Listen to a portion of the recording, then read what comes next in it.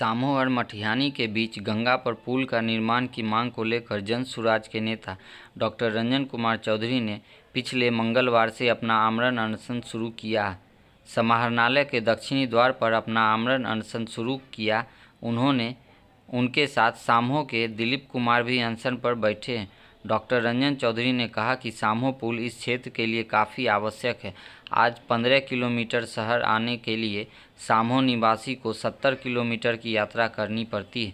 पिछले 20 वर्षों से पुल के नाम पर सिर्फ जनता को ठगा जा रहा है। भारत सरकार के मंत्री नितिन गडकरी बोले थे कि 1 महीना के अंदर यह पुल बनेगा, लेकिन वो भी कुछ नहीं हुआ। उसी के तहत मैं सामो पुल बहुप्रतीक्षित मांग को लेकर आमरण अनशन का संकल्प धारण किया हूँ। यह पूछे जाने पर कि कब तक यह आमरण अनशन जारी रहेगा, तो रंजन चौधरी ने कहा कि जब तक कोई ठोस आश्वासन नहीं मिल जाता कि यह पुल हर हाल में बनेगा। उन्होंने सांसद गिरिराज सिंह के बारे में भी कहा है कि अगर वो यहां आकर आश्वासन दे कि पुल के संघर्ष जारी रहे और पुल बनकर ही रहेगा, तो वह यह अपना अनशन वापस ले लेंगे।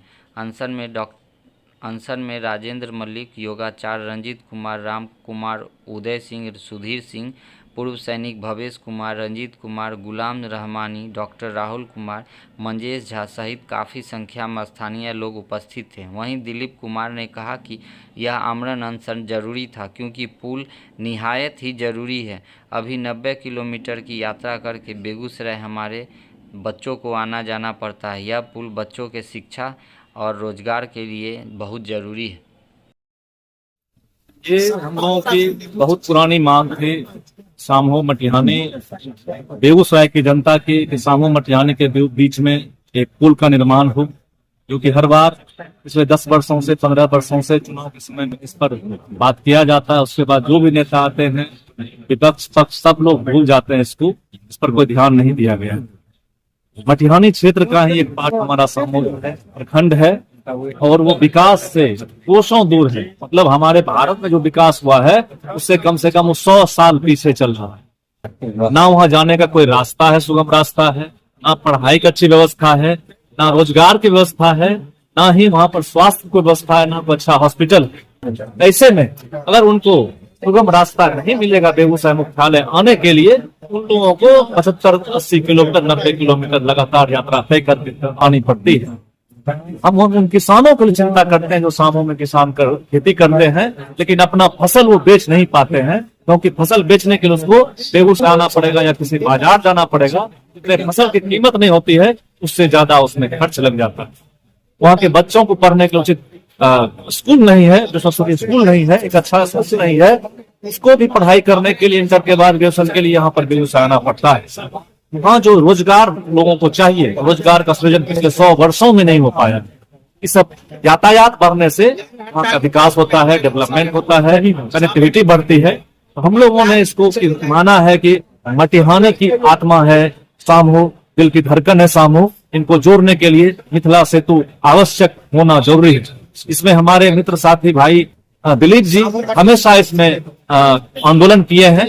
जब हम भी शाम हो गए वहां से और बिजुलिया गए गांव वहां पर, तो हमें लगा कि यहाँ सच में विकास नहीं है। हमारे वर्षों से जो हमारे राजनेता थे, सांसद थे, मंत्री थे, सब लोगों ने सामो मटिहानी को छला है, पीठ में चाकू भोंका है और यहाँ फिर से जाकर तो वोट मांग करके जीत जाते हैं।